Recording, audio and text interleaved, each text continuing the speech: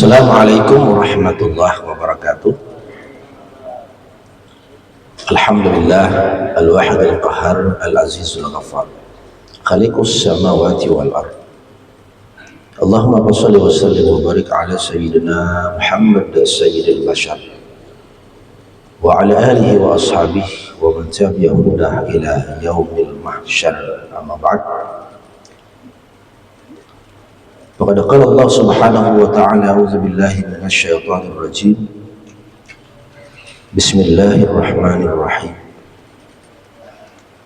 Hal yanzuruna illa an ta'tiyahumul malaikatu aw ya'tiya amru rabbik. Kadzalika fa'ala alladziina min qablihim wa ma zalamahumullah walakin kanu anfusahum yazlimun. فأصابهم سيئات ما عملوا وحاق بهم ما كانوا به يستهزئون. Sadaqallahul azim. Jamaah kaum muslimin rahimakumullah, tiada hentinya kita mengucapkan puji syukur kita kepada Allah subhanahu wa ta'ala atas limpahan rahmat Allah, anugerah Allah, barakah Allah yang diberikannya kepada kita. Demikian pula salawat dan salam kita aturkan untuk baginda kita Nabi besar Muhammad sallallahu alaihi wasallam yang keberadaannya merupakan qudwah, uswah, suri tauladan yang baik dan bahkan terbaik bagi manusia di permukaan bumi ini. Kaum muslimin rahimakumullah, ayat yang kita bacakan pada kesempatan subuh ini adalah ayat yang ke-33 dan ke-34 dari surat An-Nahl, surat yang ke-16. Hal yanzuruna illa an ta'tiyahumul malaikah. Tidak ada yang orang-orang kafir itu tunggu kecuali bakal ada malaikat yang datang menjemput nyawa. Aw ya'tiya amru rabbik, atau bahkan nanti mereka bakal ditimpa azab oleh Allah. Kadzalika fa'ala alladziina min qablihim, demikianlah apa yang telah orang-orang sebelum mereka lakukan. Wa ma zalamahumullah, Allah tidak zalim kepada mereka. Walakin kanu anfusahum yazlimun, tapi merekalah yang zalim kepada diri mereka sendiri. Fa asabahum sayyi'atu ma 'amilu, maka mereka ditimpa kejahatan atas apa yang mereka lakukan, yang mereka amalkan. Wa haqa bihim, dan terus akan meliputi mereka azab demi azab, maka bihi yastahzi'un, terhadap apa yang telah mereka olok-olokkan kepada nabi yang datang ke hadapan mereka. Kaum muslimin rahimakumullah, sedikit kita melihat ayat sebelumnya, suatu perbandingan antara orang-orang yang kafir, yang musyrik, dan orang-orang yang bertakwa kepada Allah subhanahu wa ta'ala. Ayat sebelumnya mengatakan bahwa orang-orang yang kafir, yang musyrik akan diwafatkan, akan dicabut nyawanya oleh malaikat dalam keadaan mereka zalim kepada diri mereka sendiri. Mereka akan dimasukkan ke dalam neraka, kekal di dalamnya. Sementara yang kedua adalah orang-orang yang bertakwa kepada Allah. Mereka lah yang bakal diwafatkan, dicabut nyawanya oleh malaikat, dan mereka akan dimasukkan ke dalam surga yang penuh dengan kenikmatan. Maka ada dua keadaan di mana kita ini akan dijemput oleh malaikat. Keadaan yang pertama adalah saat mana kita ini berada pada keadaan zalim kepada diri sendiri. Apa yang dimaksud dengan zalim kepada diri sendiri? Ketika kita melakukan kesalahan, ketika kita melakukan dosa dan kemaksiatan, maka itu artinya kita melakukan kezaliman kepada diri sendiri. Mengapa zalim? Karena perbuatan jahat, dosa, kemaksiatan itu bukankah kembali dampaknya dan siksanya kepada kita. Barang siapa yang melakukan kejahatan, maka Allah balas dengan kejahatan dan siksa yang amat pedih bagi orang-orang yang melakukan kejahatan. Yang kedua adalah saat mana kita berada di mana malaikat itu datang mencabut nyawa, kita disebut sebagai thayyibin, orang yang baik. Apa yang disebut dengan thayyib dan thayyibin baik? Baik di sini adalah dalam arti kualitas. Kualitas diri itu baik. Kaitannya dengan bahwa diri ini tidak ada yang kotor. Kalau kemudian ada ayat biasa menggandengkan kata-kata thayyib, itu kan berkaitan dengan makanan. Halalan thayyibah, makanlah makanan yang halal, dan thayyib baik. Halal itu artinya adalah kualitas hukum. Makanan itu disebut dengan halal, itu artinya berkaitan dengan kualitas hukumnya. Makanan minuman yang halal adalah makanan minuman yang kita peroleh dengan cara yang baik dan benar, maka dia halal, kualitasnya baik. Halal. Maka kalau kita memperoleh makan minuman dengan cara yang tidak benar, mencuri, merampas, dalam bahasa wahih ini korupsi, maka artinya makanan minuman itu tidak halal untuk dikonsumsi. Ini halal, berkaitan dengan kualitas hukumnya. Tapi tidak cukup, Allah menyertakan dengan halalan thayyibah, baik. Karena boleh jadi makanan minuman itu kita dapatkan dengan cara yang baik, dah benar menurut ketentuan. Kita bekerja, berusaha, kemudian kita bisa membeli makanan minuman, kita makan halal. Tapi tidak cukup ketika Allah mengatakan halalan thayyibah, halal lagi baik. Karena tidak semua makanan itu kalaupun kita peroleh dengan cara yang benar dan baik, itu baik pula untuk dikonsumsi dalam segi kesehatan. Makanan itu halal, tapi kadang-kadang mendik sehat. Maka Allah menyertakan halalan thayyibah. Kenapa tidak sehat? Ya kotor. Kita tidak boleh makan makanan yang basi. Halal aja karena milik sendiri, kita peroleh dengan cara yang baik dan benar. Tapi basi misalkan, ini tidak thayyib, tidak baik. Kenapa? Karena kotor, mengandung segala macam penyakit yang membahayakan kesehatan tubuh. Maka keadaan yang kedua adalah di mana orang itu dijemput oleh malaikat dalam keadaan thayyibin. Mereka itu memiliki kualitas diri yang baik, yang sehat. Sehat dari apa? Secara fisik memang sehat dari segala macam penyakit lahiriah, secara fisik. Tapi yang disebut dengan sehat di sini adalah sehat rohani. Apa itu? Ketika diri ini tidak melakukan dosa dan kemaksiatan. Karena dosa, kemaksiatan, kesalahan yang kita lakukan itu ialah kotoran, kotoran jiwa. Ujar Nabi, satu perbuatan jahat yang kita lakukan itu sama dengan satu kotoran yang menempel di hati. 2, 3, 4 kesalahan, dosa, kemaksiatan, maka 2, 3, 4 pula kotoran yang menempel, yang menutupi hati. Maka orang yang dalam keadaan kedua ialah orang yang ketika malaikat Israel itu datang mencabut nyawa, dia berada dalam kondisi yang sehat rohaninya, terlepas dan tidak berada dalam kejahatan, dosa dan kemaksiatan kepada Allah Subhanahu wa taala. Jamaah rahimakumullah. Maka artinya kalau ada dua keadaan di mana kita mengakhiri hidup atau berakhir hidup kita ketika malaikat itu datang, apakah kita zalim dengan diri, dengan kemaksiatan kita, ataukah kita baik, thayyib dengan sehatnya ruhani kita dari segala macam perbuatan dosa dan kemaksiatan?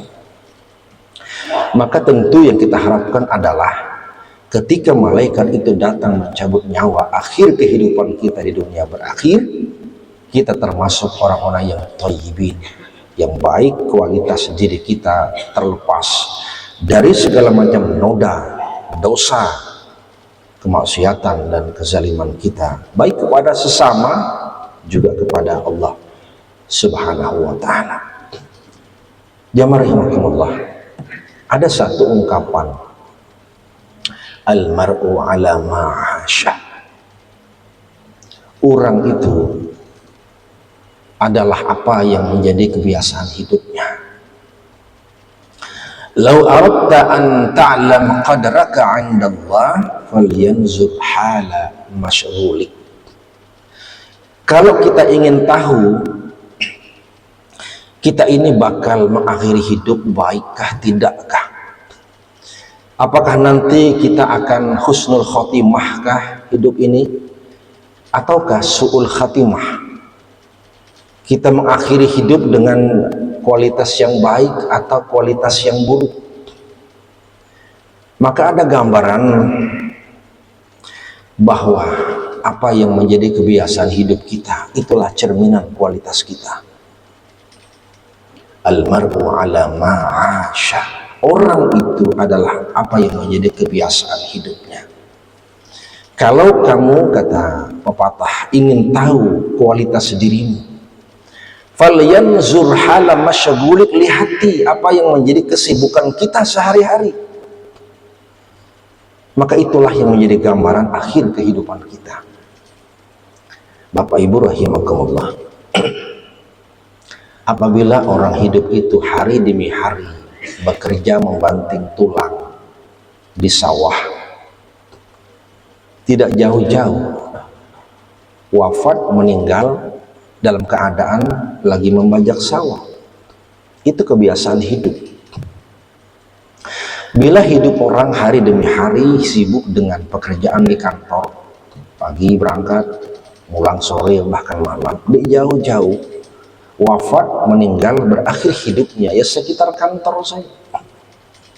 Ada banyak kenyataan di YouTube tuh, banyak viral.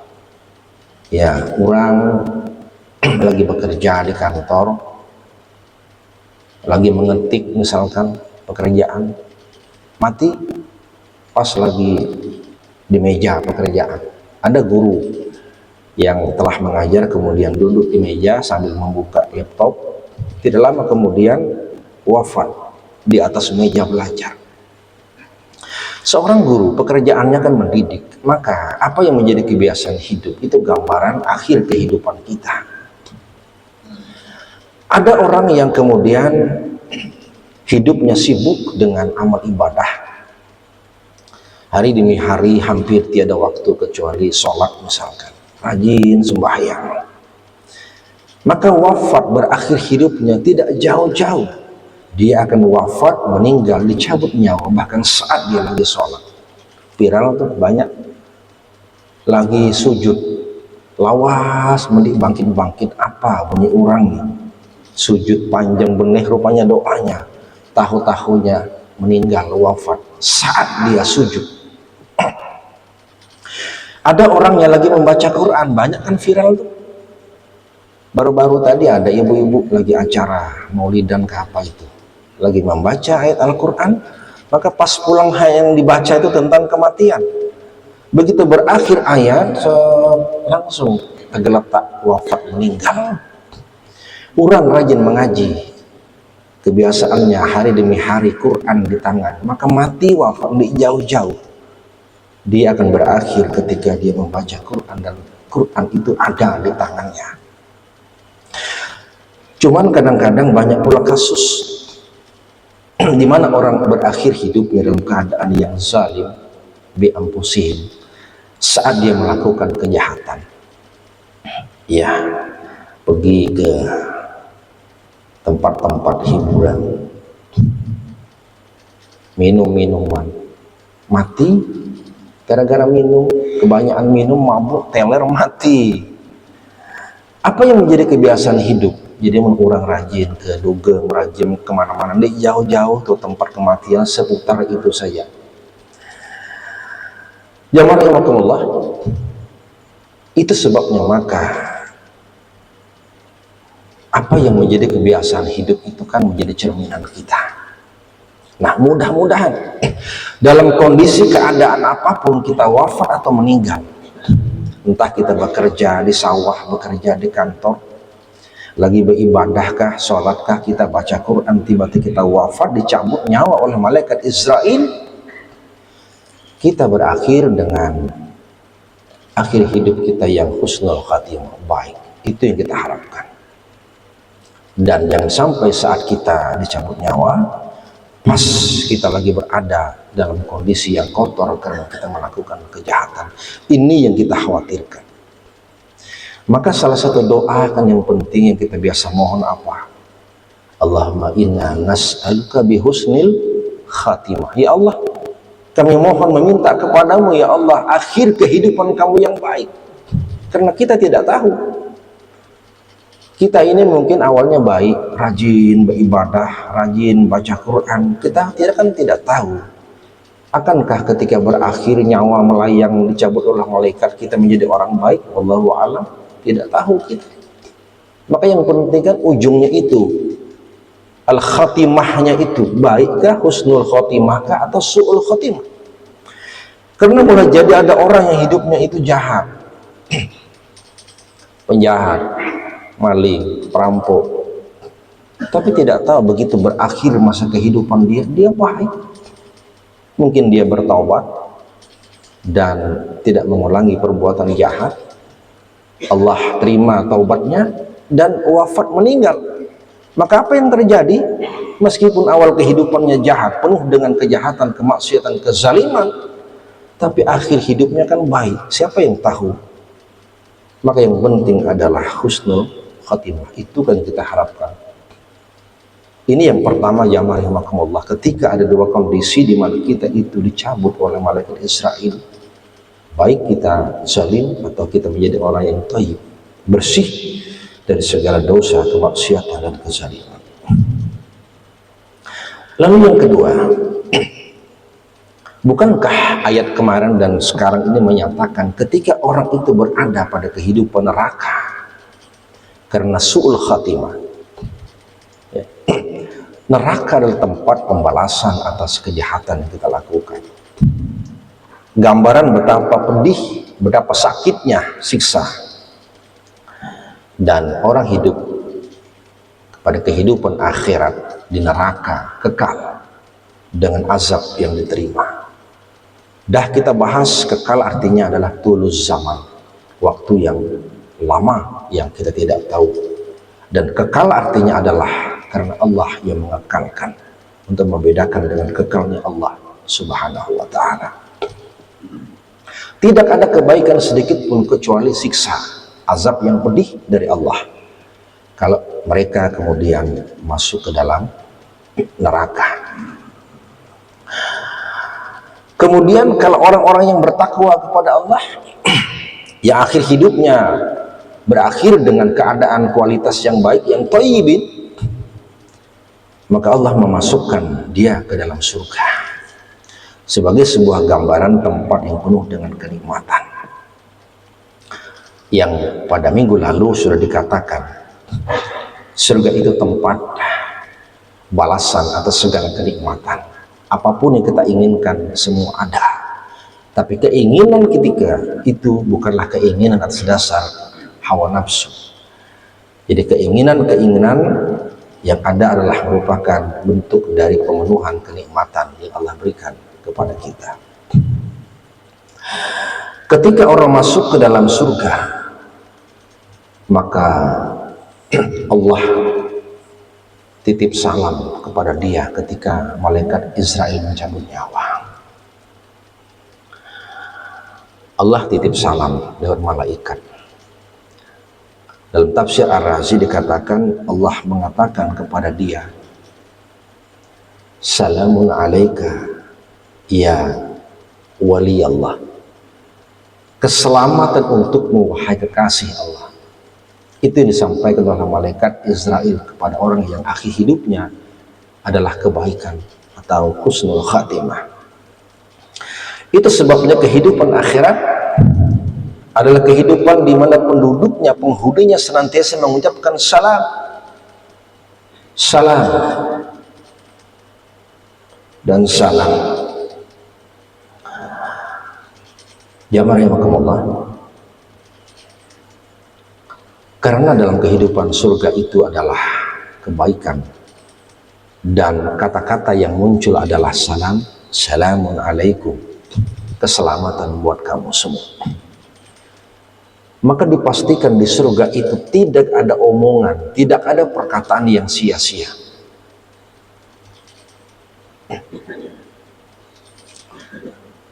Tidak ada kata-kata yang sia-sia dan mengandung dosa. Jadi apa kata-kata yang lagwa wala ta'sima. Tidak ada kata-kata yang sia-sia dan mendatangkan dosa. Beda dengan kehidupan dunia. Di dunia macam-macam kita bisa berbicara dan berkata apa saja. Mulai dari guyonan, hiburan, sampai kata-kata yang tidak bermanfaat, tidak berfaedah. Di surga, semuanya adalah kata-kata mengandung kebaikan. Jamaah rahimakumullah, ini yang kedua. Bahwa ada kenikmatan di surga. Dan sebagaimana pada kehidupan di neraka, surga pun kekal bagi orang-orang yang bertakwa. Lalu yang ketiga, yang terakhir, yang penting adalah apa yang bisa kita tarik dari ayat ini dan ayat-ayat sebelumnya. Kenapa orang bisa masuk ke dalam neraka dan kenapa orang bisa masuk ke dalam surga? Jawabannya adalah kalau orang itu masuk ke dalam surga, salamun alaikum udkhulul jannata bima kuntum ta'malun. Masuklah kamu ke dalam surga atas perbuatan baik yang kamu lakukan. Maka orang itu masuk surga itu karena amaliyah kebaikan. Amal kita yang baik itulah yang menghantarkan kita ke dalam surga.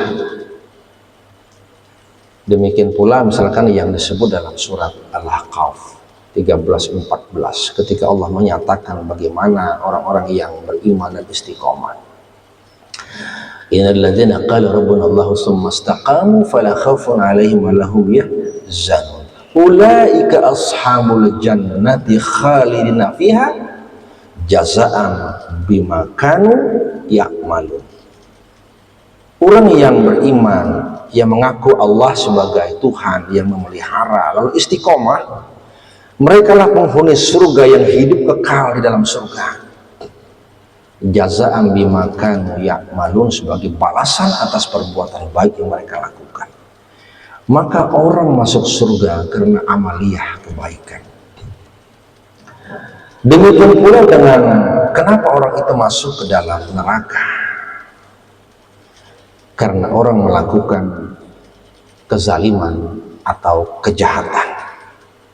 Maka kejahatan itulah yang menghantarkan orang untuk masuk ke dalam neraka.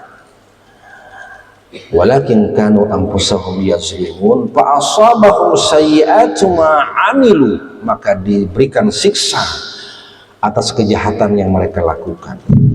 Wahaqa bihim, dan azab terus meliputi kehidupan mereka terhadap apa yang telah mereka olok-olokkan.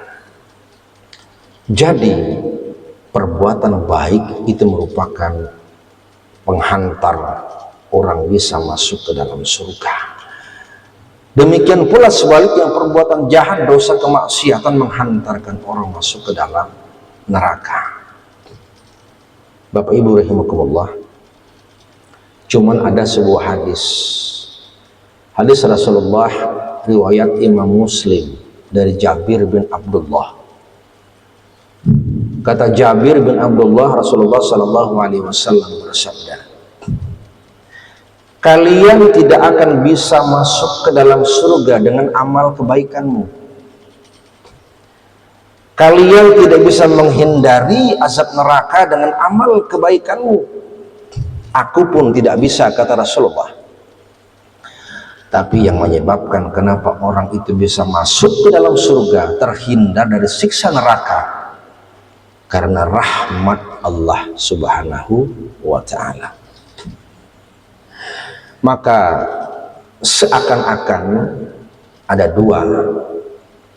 Quran mengatakan sebab masuk neraka atau surga adalah perbuatan mereka, perbuatan baik penyebab masuk ke dalam surga, perbuatan jahat penyebab masuk ke dalam neraka.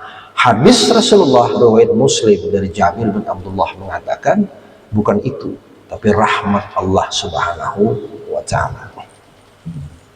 Maka para ulama mendudukkan persoalannya ini, sehingga kemudian antara ayat dan hadis itu tidak dianggap bertentangan. Yang pertama, betul bahwa perbuatan baik itu menghantarkan ke dalam surga, perbuatan jahat menghantarkan ke dalam neraka. Itu adalah balasan. Jadi surga neraka itu balasan atas perbuatan, bukan menjadi sebab utama. Balasan. Sebab utama bukan itu, tapi rahmat Allah. Jadi bukan hal yang menentukan menjadi sebab utama, tapi dia menjadi balasan atas apa yang dia lakukan. Lalu yang kedua, betul di ayat itu mengatakan bahwa perbuatan baik adalah menjadikan orang masuk ke dalam surga, perbuatan jahat membuat orang masuk ke dalam neraka. Perbuatan baik atau buruk, terutama perbuatan baik menjadi penyebab masuk ke dalam surga, maksudnya adalah perbuatan itu adalah perbuatan yang memang diridhai Allah. Ini ada perbuatan Pak yang tidak diridhai Allah. Ada perbuatan yang tidak diridhai Allah. Maka artinya bahwa perbuatan yang diridhai Allah itu yang kemudian membuat dia masuk ke dalam surga. Ridha itu rahmat Allah. Jadi intinya rahmat. Tapi rahmat itulah yang kemudian diberikan kepada amal perbuatan orang, sehingga amal itulah yang menjadi sebab kenapa dia masuk ke dalam surga.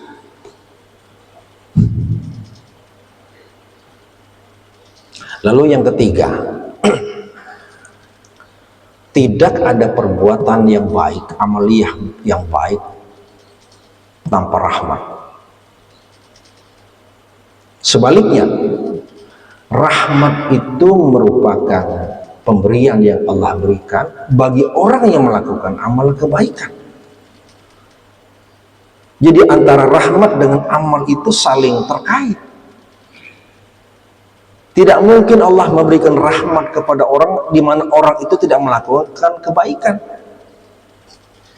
Bagaimana Allah membalas dengan surga sementara dia tidak melakukan kebaikan, dan kebaikan syarat di mana Allah memberikan rahmat kepadanya. Ada orang yang mendapatkan kebaikan, misalkan berbentuk rezeki, orang dapat duit, dapat rezeki. Adakah orang mendapatkan itu tanpa amaliyah atau perbuatan? Bisakah orang berdiam diri, diam di rumah, tidak ada amaliyah, tidak ada perbuatan, tiba-tiba rezeki datang tanpa usaha? Bagaimana mungkin orang memberikan balasan atau ganti kebaikan sementara dia tidak bekerja? Maka rahmat Allah itu diberikan kepada orang yang melakukan amal kebaikan. Dan amal kebaikan itu adalah karena rahmat Allah. Jadi saling terkait.